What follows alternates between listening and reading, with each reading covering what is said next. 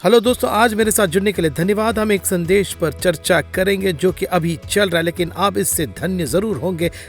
ये यूहन्ना 10 और 11 से, जो कि लाजर को मृतकों में से जीवित करने के बारे में है। मैं आपको प्रोत्साहित करना चाहूंगा कि इस संदेश को सुनने के बाद यूहन्ना 10 और 11 पर ध्यान दें और मैंने जो बातें कही हैं उनका संदर्भ समझे, इसके बारे में गहराई से सोचे। मुझे बस इतना भरोसा है कि प्रभु आपको अपने ज्ञान में बुद्धि और प्रकाश की आत्मा जरूर देंगे। यह आपके जीवन के लिए एक आशीष होगा और अंत में परमेश्वर के वचन को प्राप्त करने और उसे व्यवहार में लाने के द्वारा यीशु मसीह की महिमा होगी। तो सुनिए, अपनी आप सीट बेल्ट बांध लें, अपना हेलमेट लगा लें, बाइबल निकालें और हम सब मिलकर परमेश्वर के वचन को सीखने के लिए तैयार जरूर हो जाएं। हाय, मैं बेलस कॉलनी हूँ। जीवन में हम सब अनिश्चितता देखते हैं, फिर चाहे वो आर्थिक समस्या हो, रिश्ते में दरार हो, स्वास्थ्य समस्या हो या फिर आपके उद्देश्य को जानने की बात हो। एक बात तो पक्की है, परमेश्वर आपको देख रहे हैं, वो आपको चाहते हैं, पर चाहे आप किसी भी सामना क्यों न कर रहे हो, उसके पास उसका जवाब है।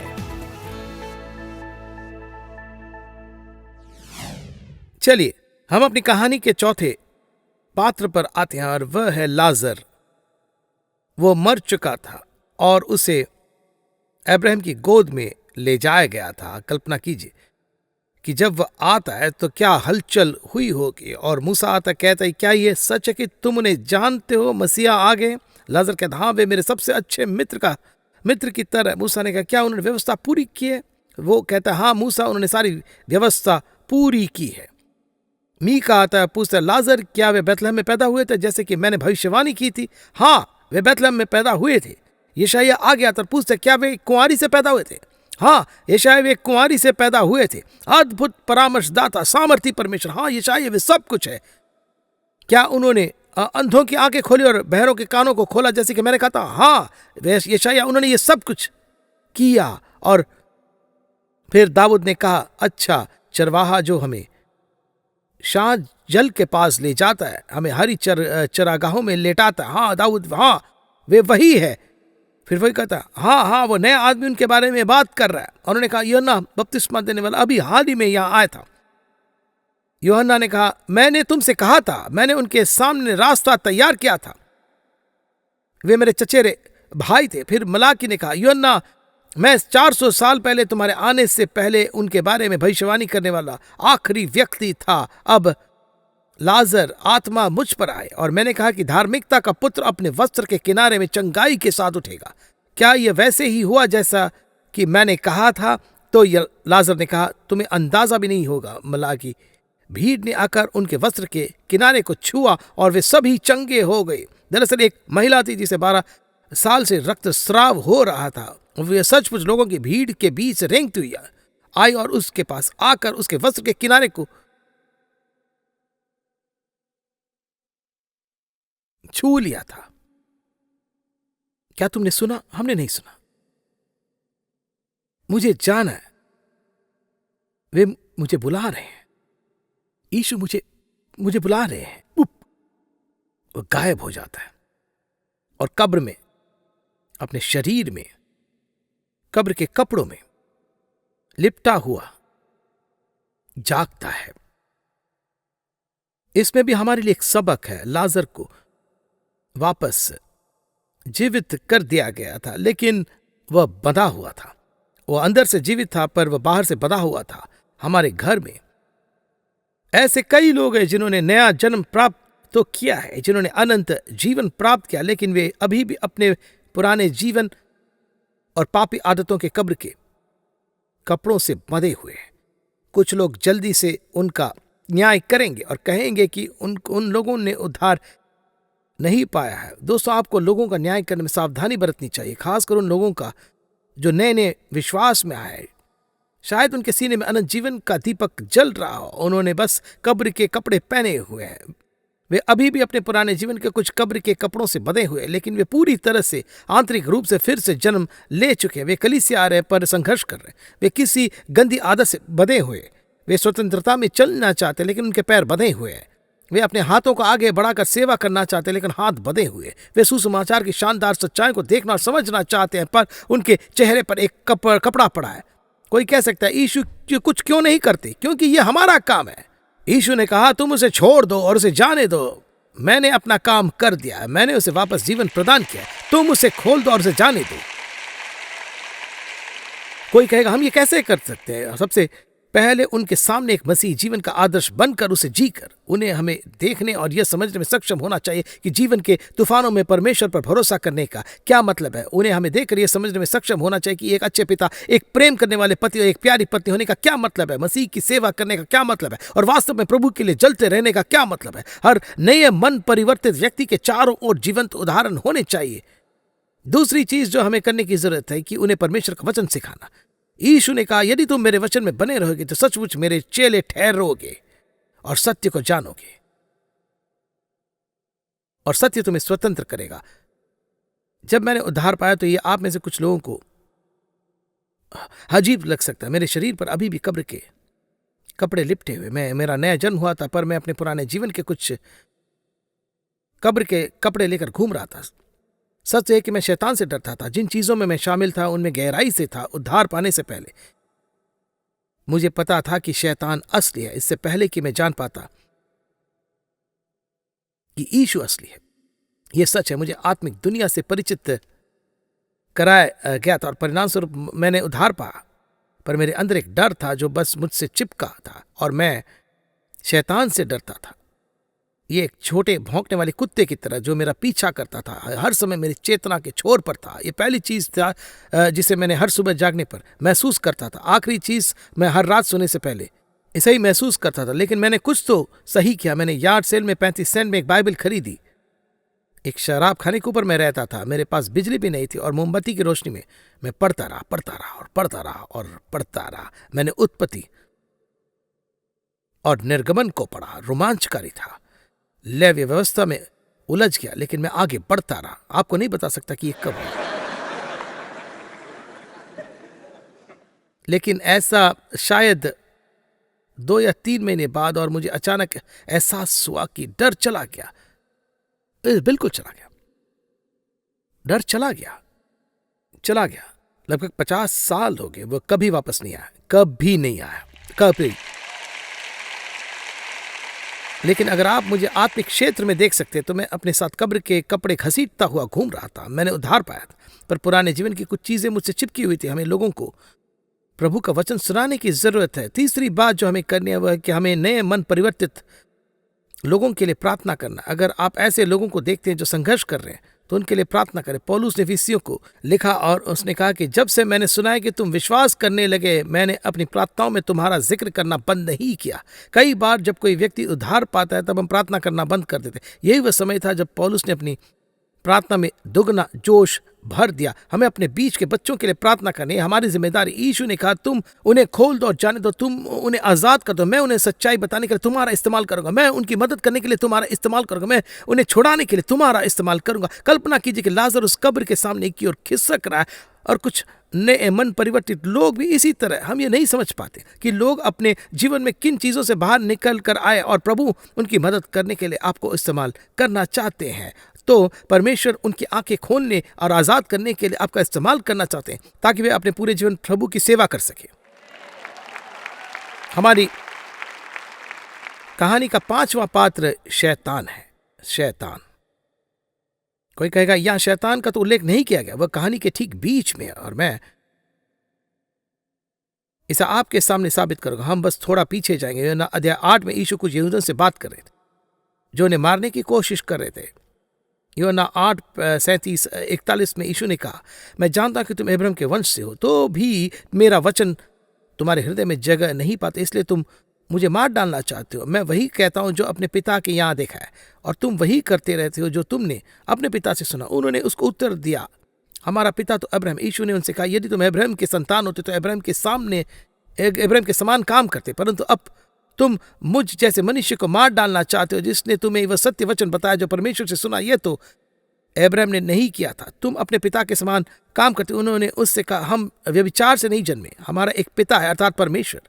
आयत 44 यीशु ने कहा तुम अपने पिता शैतान से हो और अपने पिता की लालसाओं को पूरा करना चाहते हो। वह तो आरंभ से हत्यारा है और सत्य पर स्थिर न रहा क्योंकि सत्य उसमें है ही नहीं। यीशु ने कहा तुम मुझे मारने की कोशिश करते हो, तुम मुझे मारना चाहते हो। इसका कारण यह है कि तुम अपने पिता शैतान से प्रभावित हो। वो एक हत्यारा है, तुम अपने पिता के काम कर रहे हो।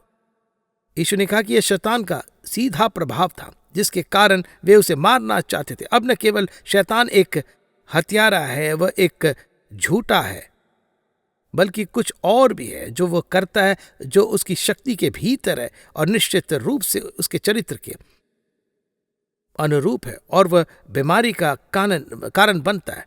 लूका 13:11 से 1 पढ़कर मैं सुनाता हूं कि वहां एक महिला थी, यानी आराधनालय में एक स्त्री थी जिसे 18 वर्ष से एक दुर्बल करने वाले बीमारी की दुष्ट आत्मा लगी थी, और वह कुबड़ी हो गई थी और किसी रीति से सीधी नहीं हो सकती थी। आयत 16, यीशु ने कहा कि और क्या उचित न था कि यह स्त्री जो अब्राहम की बेटी है, जिसे शैतान ने 18 वर्ष से बांध रखा था, सब्त के दिन इस बंधन से छुड़ाई जाती। यीशु ने कहा कि शैतान ही था जिसने उसे बीमार किया और बांध रखा था।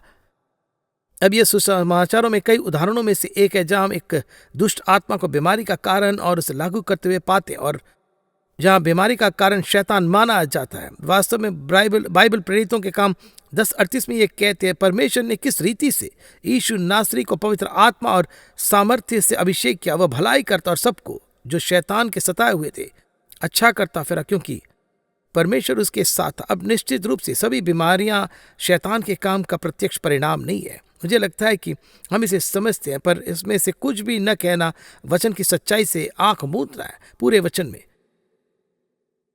आप उसे ऐसा करते हुए पाएंगे, खासकर जैसे कि हम मत्ती और मरकुस और लूका और यूहन्ना में पढ़ते हैं। तो इसे ध्यान में रखते हुए आइए एक पल के लिए प्राकृतिक के पर्दे को पीछे खींचे और पर्दे के पीछे एक और क्षेत्र में देखें जहां वास्तव में बहुत सारी गतिविधियां चल रही थी। हमने आज सुबह यूहन्ना 10 से पढ़ते हुए शुरुआत की। वहां यहूदी उग्र हो गए थे, वे यीशु को पत्थर मारने की वे कोशिश कर रहे थे, जबकि वह यहूदिया में है। और इसके पीछे कौन था?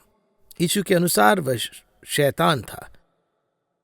उनके अनुसार यह सीधे शैतान की प्रेरणा के कारण था कि वे उन्हें मारने की कोशिश कर रहे थे। इसलिए यीशु यहूदिया छोड़ देते थे और यरदन से परे बेतबारा नामक स्थान पर चले जाते, जहां यूहन्ना ने सबसे पहले बपतिस्मा दिया था। और मैं आपके साथ जो साझा कर रहा हूं वह मेरे अपने विचारों से, और मैं उन्हें आपके सामने प्रस्तुत करना चाहूंगा। आपको उन्हें प्राप्त करने की जरूरत नहीं है, पर आपको निश्चित रूप से उन पर विचार करना होगा।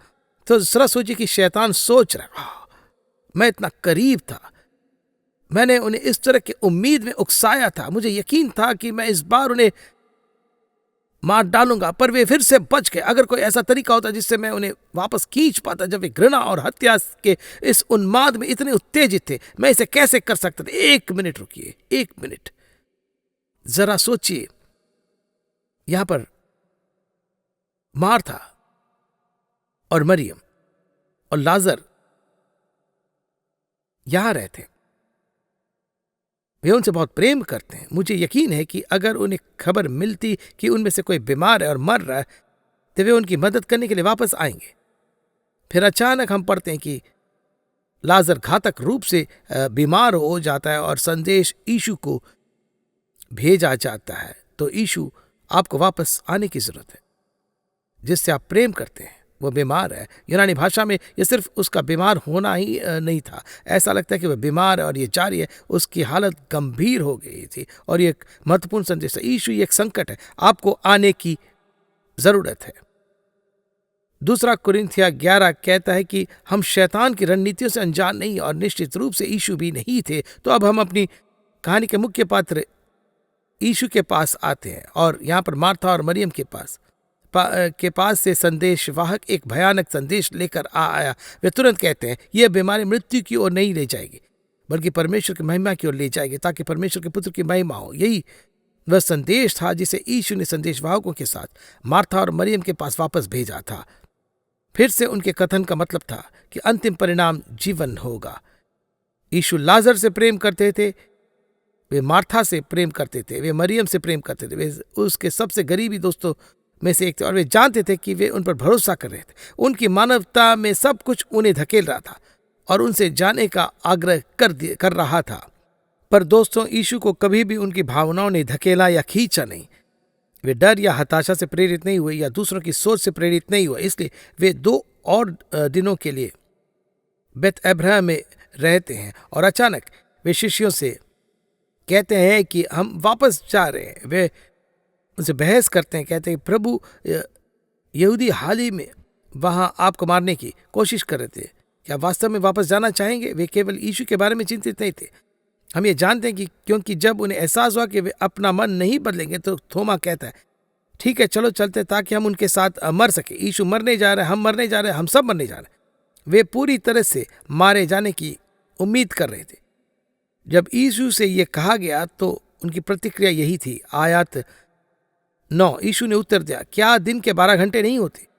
यदि कोई दिन को चले तो ठोकर नहीं खाता, क्योंकि इस जगत का उजाला देखता है, परंतु यदि कोई रात को चले तो ठोकर खाता है, क्योंकि उसमें प्रकाश नहीं है।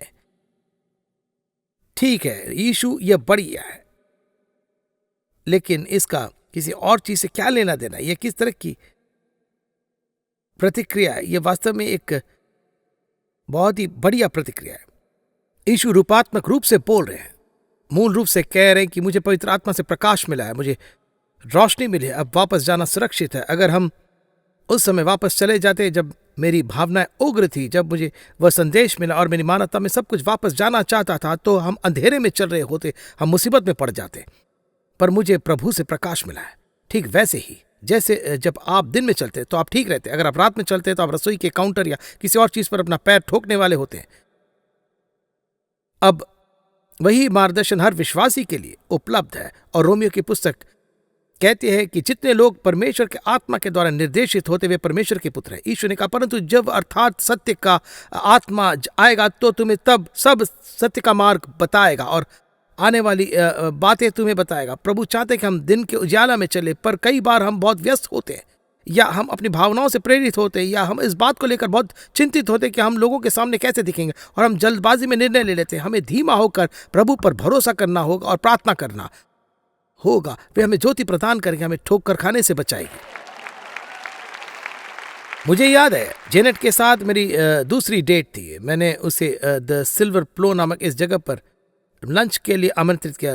वो बहुत अच्छी जगह है, खासकर मेरे बजट में यह मेरे लिए जितना अच्छा हो सकता है उतना अच्छा है। जिस दिन मैं उसे ले जाने जा रहा था, मैं उसे लेने जा रहा था और मुझे चीनी भोजन खाने की इच्छा हुई। मैंने एक स्थानीय मॉल में चीनी जगह के बारे में सोचा, और सच कहूं तो वहां बहुत बढ़िया चीनी भोजन नहीं था। मुझे याद है कि यह बहुत अजीब था। मैंने सोचा, प्रभु क्या यह आप है? यह बहुत अजीब है, आप मुझे चीनी भोजन के लिए क्यों कह रहे हैं?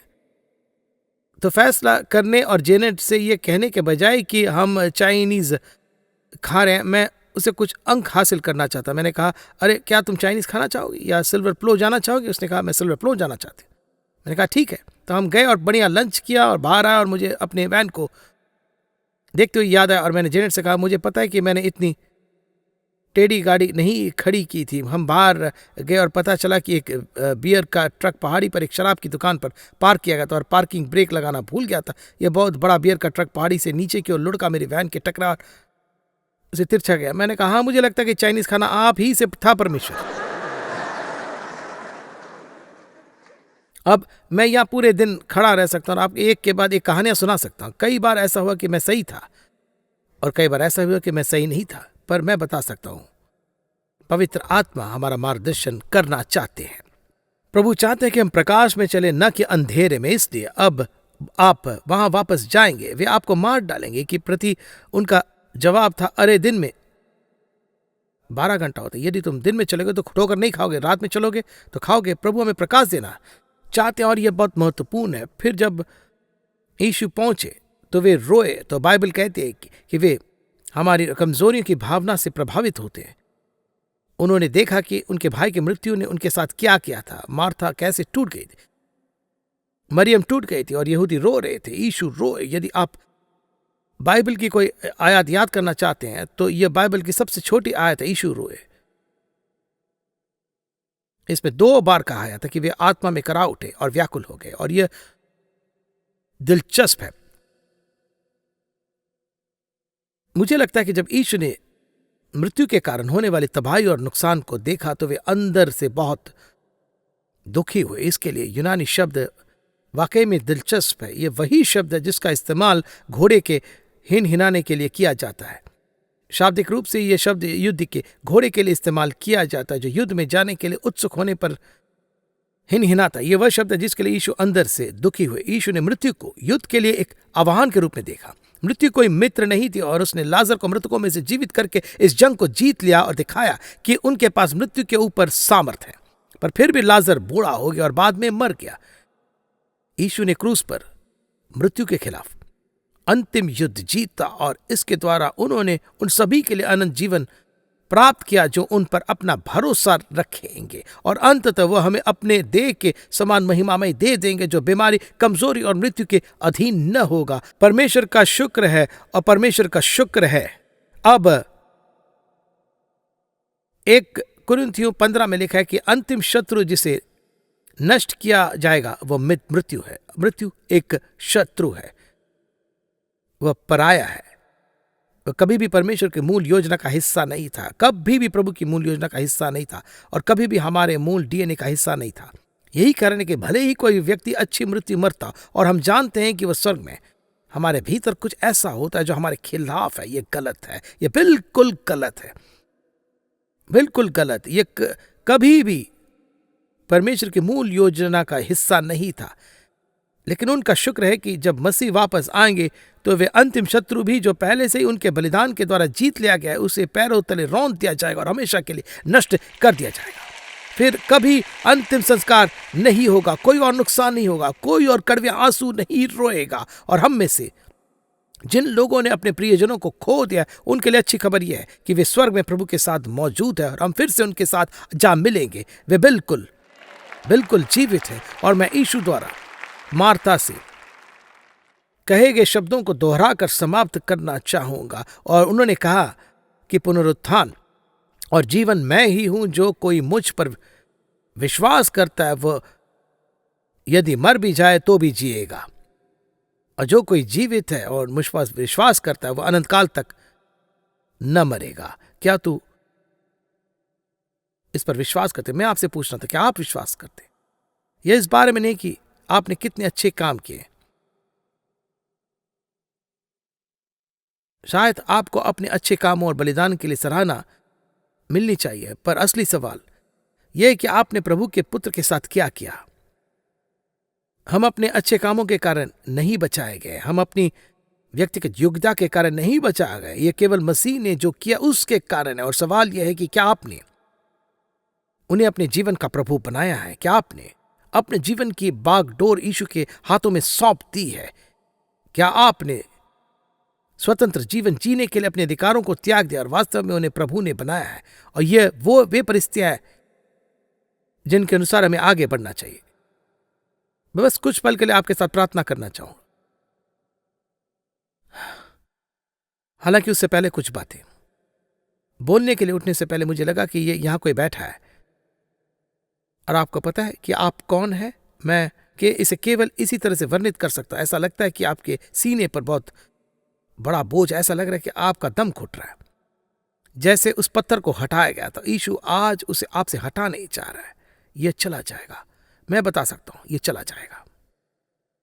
अब मुझे नहीं पता कि आपकी पृष्ठभूमि क्या है या आप कहां से आए। आप शायद किसी पादरी के बच्चे हों और आपने पिताजी को एक तरह से मंच पर देखा हो और वे घर पर एक निरंकुश तानाशाह रहे हों।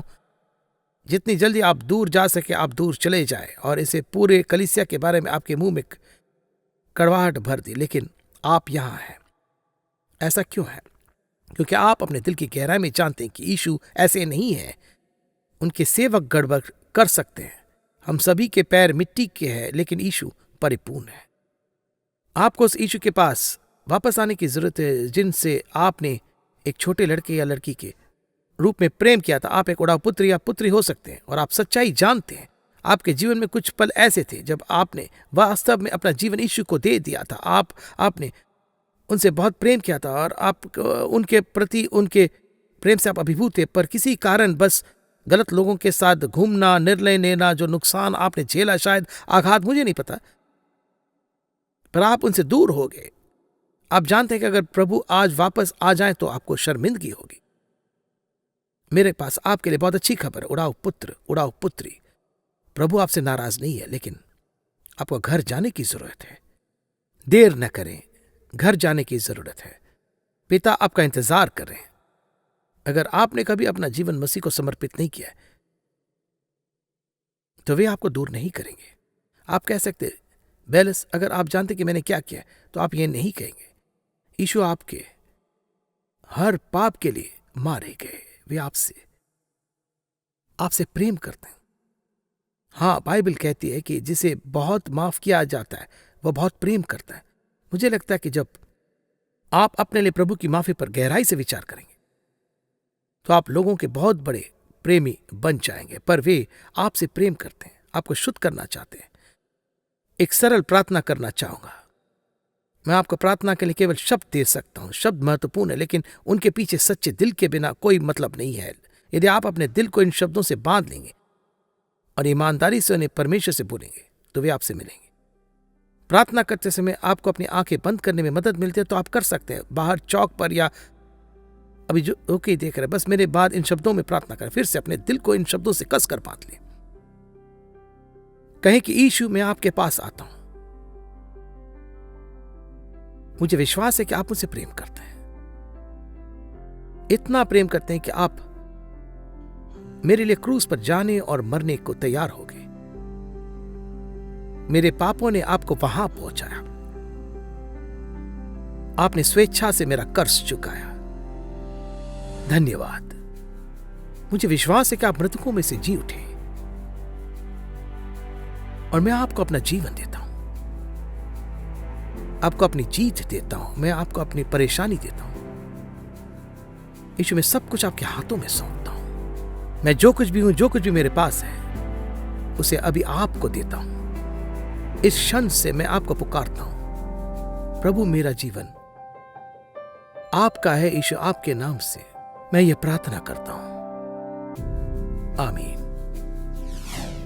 दोस्तों, मुझे आशा है कि आपने अपना हृदय प्रभु यीशु मसीह के लिए खोल दिया है। वे आपसे प्रेम करते हैं। उनके पास आपके जीवन के लिए योजनाएं हैं। वे हानि की नहीं वरन कुशल की है और अंत में आशा पूरी करने के लिए। अगर आप मुझे लिखेंगे तो ये मेरे लिए एक बड़ी आशीष होगी। मुझे खुशी होगी अगर आप मुझे ईमेल करें या फिर पुरानी रीति से कोई पत्र भेजें या मुझे बताएं कि क्या यह प्रसारण या जिस भी माध्यम से आप इसे सुन रहे हैं वह आपके लिए आशीष रहा है। मैं इसे हमारे कर्मचारियों, हमारे टीम तक पहुंचाना चाहूँगा और उन्हें भी आशीष देना चाहूँगा। और इसलिए अगर आप चाहें तो थोड़ा समय निकालें और मुझे एक ईमेल भेजें, बताएं कि क्या हम आपके लिए आशीष रहें या नहीं। हमें ये संदेश आप तक और दुनिया भर के अन्य लोगों तक पहुंचाते रहेंगे। और मैं बस आप में से कुछ लोगों को धन्यवाद कहना चाहता हूं जो अपनी प्रार्थनाओं और वित्तीय साधनाओं से हमारा समर्थन करते हैं। आप हमें जरूरतमंद लोगों तक प्रभु का वचन पहुंचाने में सक्षम बनाते हैं। प्रभु आपको